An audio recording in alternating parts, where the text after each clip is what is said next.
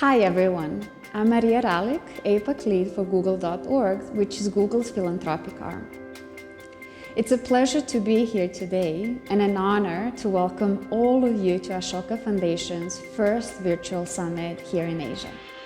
When the Ashoka Foundation team first shared details about the summit, I was personally excited for them to bring this to life. It's great to have a platform where nonprofit leaders, partners, and like-minded individuals can come together to learn, connect, and inspire one another on topics that matter, especially during this time. We know that this year has been particularly challenging for many people. The pandemic has led businesses worldwide severely impacted. And we also seen how billions of students and educators had to stop attending classes due to schools' closure. And for many of us, we had to experiment and figure out how to best pivot the way we work in order to stay productive and connected with one another. When COVID-19 hit, we at Google.org shifted most of our efforts to focus on areas we can have the biggest impact, specifically around health and humanitarian, economic relief and recovery, and distance learning and education. Our vision at Google.org is simple. It's to have a positive impact on the world, and we work hard to stay true to that by focusing our efforts through our funding, technology, and employee volunteers. Yet, despite the current circumstances we are in, I'm reminded by this saying that in the midst of every crisis lies great opportunity.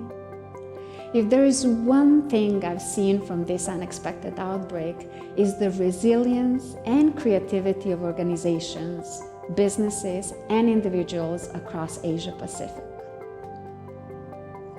I have also seen how technology can play such a critical role, especially in this time of crisis.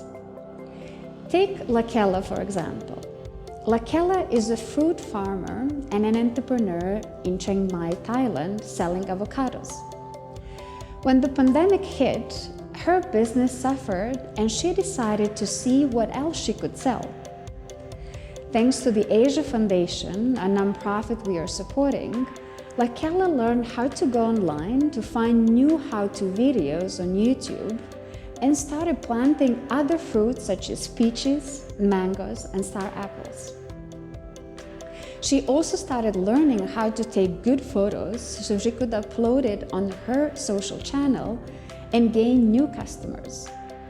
Stories like this show me that we all have the ability to adapt quickly even during challenging times.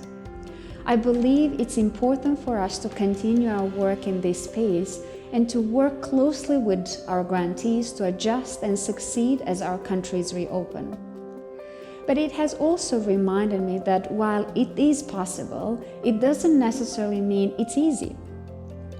As someone who was previously in the nonprofit world, I understand that finding the right resources, talent, and tools can be a challenge. And this current pandemic doesn't make it easier. This is why we saw the opportunity to support Ashoka Foundation to launch a 6-month pilot capacity building project in Singapore, Indonesia, and India. We see the great potential in capacity building programs because it provides nonprofit leaders with relevant knowledge so they can address immediate needs. At the same time, they can sustain and scale their efforts in their communities for the long term.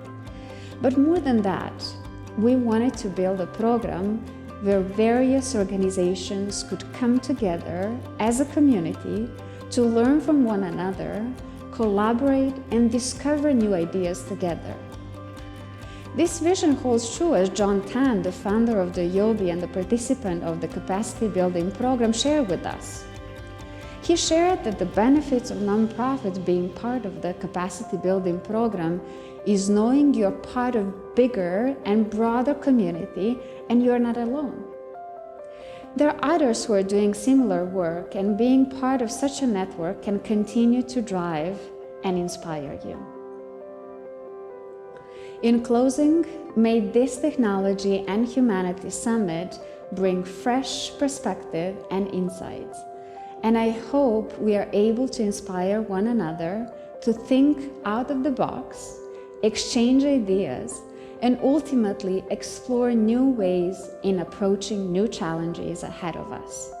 Once again, thank you for having me, and may this be an enriching and fruitful experience for everyone.